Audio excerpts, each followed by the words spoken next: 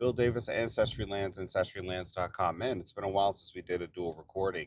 Good morning. A little earlier in the morning, I am headed to a conference at the Hilton in Philadelphia to learn new technologies in my actual nursing job related to dialysis. But I'm here to talk to you all today about something that has to do with your immediate circle.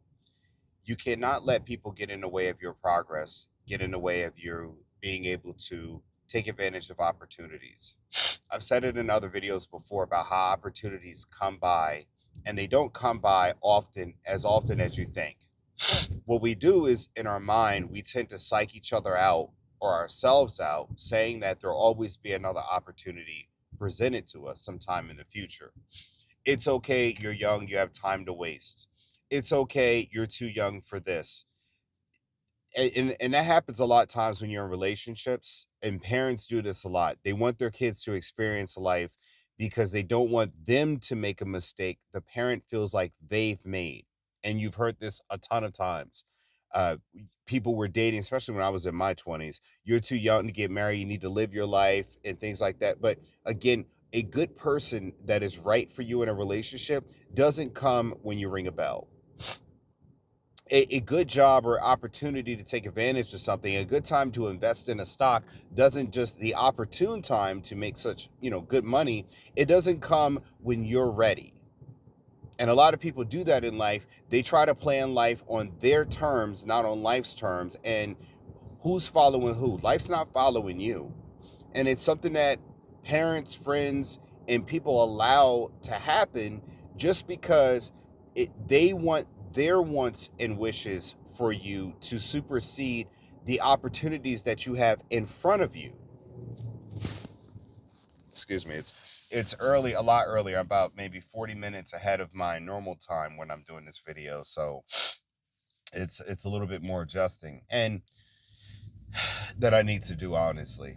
And what ends up happening is the people who tell you to wait a while, you're too young for that, you need to live your life, you've got time, you're young, they're not there when the opportunity doesn't come for you later.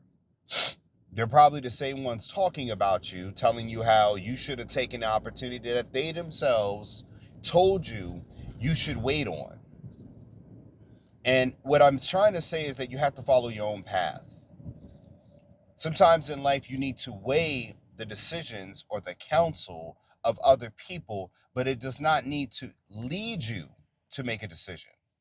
It needs to be weighed, because a lot of times you have to analyze whether the person's advice comes with them being accountable for you listening to their advice. And what I mean by that simply is that when you take a person's advice, if they're wrong, what are they willing to do about it? And that's a question that you should ask people who give you advice. What are you willing to do about the advice if you're wrong? I don't know. You shouldn't have just listened to me. Well, then that's not a person who should give you advice. In a king's council, you look at Game of Thrones or someplace like that. If you gave the king bad advice and he lost the war, you may not be alive tomorrow. You may not. Oh, here we go. All right, guys, you know this part of the show. Here we go. Here's the everlasting lane merger. I got a jackass behind me trying to speed up. Actually, I think he's blocking the rest of us, which is good. This truck behind here, I think he got in the way, but he's going to drive like an idiot. Great job. Look at him.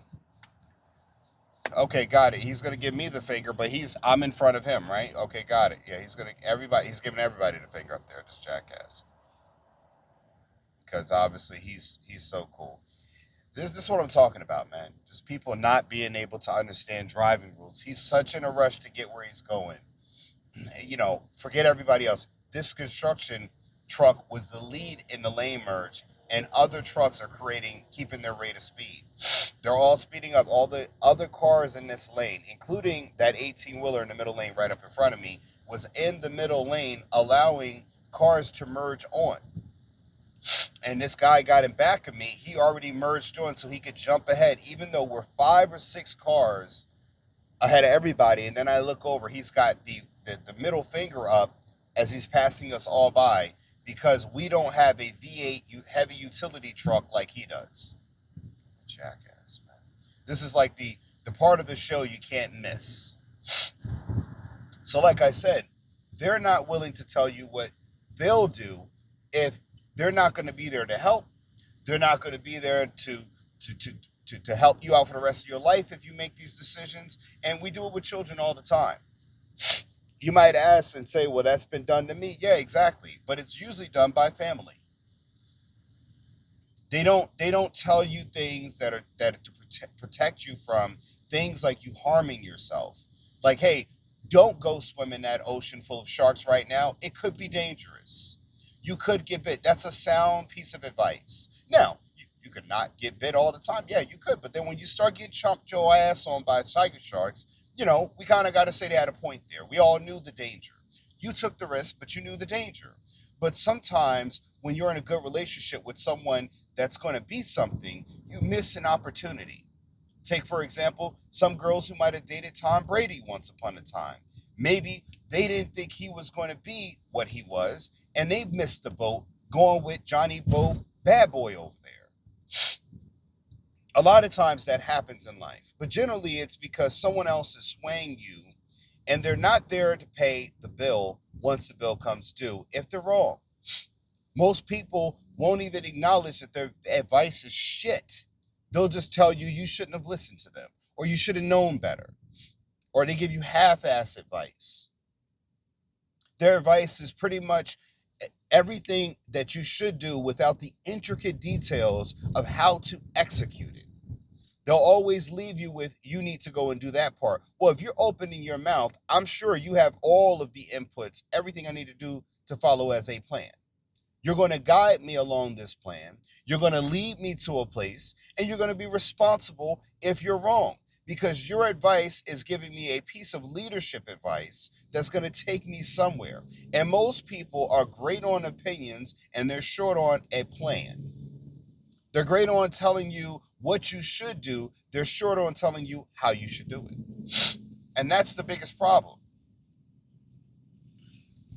So you tend to let that relationship, that title, dictate to you that, oh, I should probably listen. It is mom, it is dad, it is, whomever. But it doesn't apply to your life, and it doesn't give you actionable items that can help you and propel you on your journey, your individual journey that matters to you. And one of the things that's missing from that is a lot of people will not take an inventory of your life. They will not sit down and analyze what's going on in your life because it's an inconvenience for them to sit down and take the time out to plan with you. Most people tell you, oh, you just buy a house, get a house. You got a family, get a house. It don't matter if you can't afford the mortgage. It don't matter if we know that's bullshit if you listened to it 2 years ago, because look at the housing market now. Price cuts. It doesn't matter if it would have affected your marriage. They just wanted you to get the outcome because they thought it was best, because they thought it was the best thing. They didn't look at your life and say, yeah, you know what? You're going to have to do this in order to get to that point. That's why you have financial planners. They're supposed to sit and look at your life and say, okay, these are areas that you have to work on. Here's where your investments are lacking. Here's where you need to gain more money. That's what parents were supposed to be doing. That's what mentors are supposed to be doing. That's what your friends are supposed to be connecting you to. People that can help you get you to that next point, not just get you an outcome with uncertainty. And that's what you always get.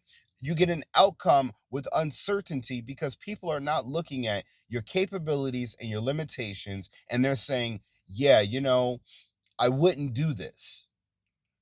I wouldn't buy a house, overextend myself like many people are doing now, and then they're losing their families because they got told or sold a dream on, I need to go buy a house at the most inflated price there is just because mortgage rates were super low, but now my house is not worth what it used to be worth because I just can't go sell it because I have children.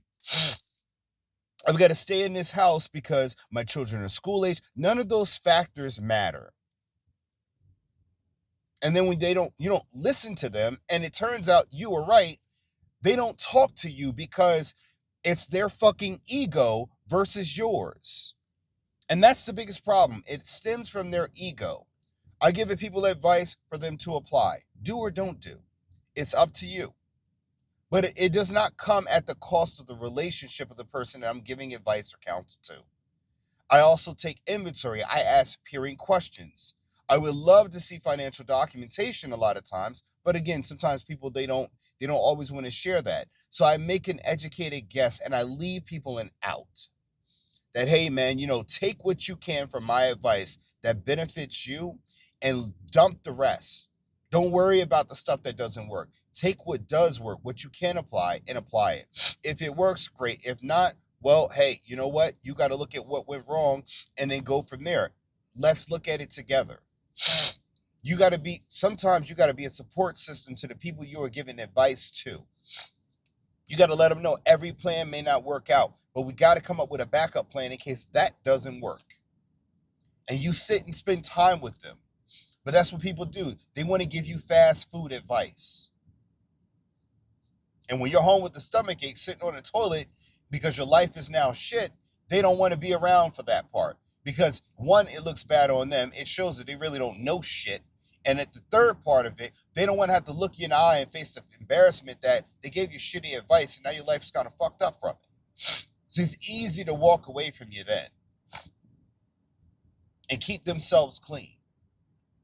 So I say to you always that sometimes you have to lead by your own decision and take the other people's input as just that input.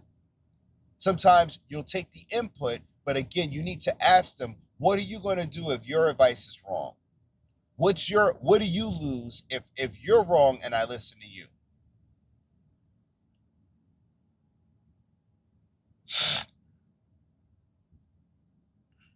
And most of the time, people don't have an answer for that. Or they'll tell you, oh, I was just trying to help you. It's some bullshit lame excuse. Gaslighting, right? You don't have to listen to what I say. Well, good. Just shut the fuck up and we don't have to talk. You don't have to tell me the advice because I'm not asking you for it. You're giving me your opinion. So if you're going to give me your opinion, at least have some risk involved with your opinion. If not, shut the fuck up, right? That's what you would say. Don't feel you're trying to help me when you're not going to help me when I actually need the help. There's no help when you decide. And that's always the problem. Now, what do? You do your own research. That's how you fix this problem. You do like I do, and you look at the markets, you look at your finances, you look at, if we had to go back 2 years ago when I was making videos about this market, talking about why I don't own a home, why I haven't bought a home, why the prices were just too high. And we look at now, even in my area, there are $1 million homes with 200. I saw a $2.3 million home listed down the street from me. 250,000 price cut, and it was just listed. It was just listed. Not like it's been on the market for 30 days. They had already cut the price, and I'm sure that's a strategy where you're going to see houses on Zillow get on the market and already have a price cut, which meant that they're trying to sell it for the price that they really intended. That's some bullshit I can see a mile away. You buy for 1.7, you're trying to get 600,000 to walk away. You say, okay, well, we'll give you, let's sell it for $800,000 more, and we'll put a price cut so you actually are selling it where you're at. You're selling it at the 2.3. It's funny because I know the people. My daughter was on the softball team. The coach, the guy who owns that house, he and I coached my daughter's softball. He and I's daughter's softball team together. And again, I've got to wonder why they're selling. But again, it's not my business. But the thing is that you see people making different decisions for different reasons. And you can't look at everybody buying houses because of the rates are low. Not everybody's going to make it out in 2 to 5 years from there. We're seeing that. You're seeing, what did they say, 10 million people are behind on the mortgage payments? Those numbers matter. But again, if you're being influenced by the market, you've got to make sure that even though you're being influenced, that you have to make sure that you can justify and you can say, I can do this. I can hold this down. And if you're uncertain, you should wait. But again, it was about whether I lived in an apartment, whether, I didn't drive a fast car. My wife wasn't, a size 1. All those things cannot matter when you have a mission.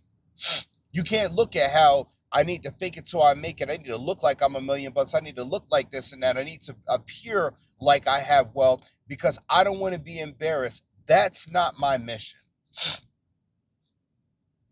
Because once you get a house, the story stops after that. Once you wait and you get the beautiful outcome, you get the successful business, you get the job you were looking for. Once you get the position, all the conversation's over. Now everybody's kissing your ass trying to figure out, what to say. And you know what? It's a perfect time to tell them to go kindly fuck themselves. It really is. It's a perfect time to do that. Because those are the same people, had you failed, looking at you, smiling and being happy to be around you. But they left you at that point where you were succeeding and struggling. Because, again, they want to ride the wave. They don't want to sit in a low tide and have to wait for the wave to come with you. You got to take inventory of your own finances. I've talked about this before. You got to look at your life and figure out your weak points. I talked about doing this with business, and you got to treat your life like a business. You got to look at where the weak points are in your life, and you got to start to strengthen them. If you got credit card debt, you need to get rid of it. If you're not saving money, you need to do a budget and start getting up a savings plan. You've got to start attacking your life as if you are trying to defend it and make it stronger. And you do that by getting rid of your own habits and getting out of your own way. You do that by researching and increasing your knowledge base so you can learn how to become better at who you are and what you do in life. It's not just doing it for a job. You have to do it as a person, because a lot of times you're going to try to get in a relationship and you're not going to match up with people who are not the same way as you are. And I don't mean everybody's going to be the same way, but again, lions typically are lions, even though every lion is different. But you have about 5 years to do that. You got a BMW and you can't speed up and make a turn. Every lion may not rule a kingdom, but a lot of lions coordinate when they hunt. Even male lions will band together and form a coalition, which is a smaller version of a pride, because there is strength in numbers. They don't have to all be the same lions, but you need to find someone who the Bible calls equally yoked, meaning that you can't have somebody that's a spender being with somebody that's a super saver. They're always going to be at odds with each other. You might have somebody that spends a little bit more, but understands the value in saving. You need to have somebody that's into building wealth, not into getting government handouts. They will not work together. That's all I have to say about that, folks. Phil Davis, Ancestry Lands, AncestryLands.com. My book, Getting Dollars from Dirt, is on Amazon. The link is in the description section below. And you can go to AncestryLands.com, which is also in the description section below, and get some property. Own land and own property before you are owned as property. Remember, I'm telling you now, it doesn't make sense today, but it will make sense tomorrow when you see your kids pretty much in nothing but debt for the rest of their lives, because again, the government has sold them off as property to whomever is the debt holder, to the 1%. It's time for you to build your wealth so you can build your own life and build your own generational wealth, folks. Phil Davis, AncestryLands.com. Like, share, subscribe, and I'll see you in the next one.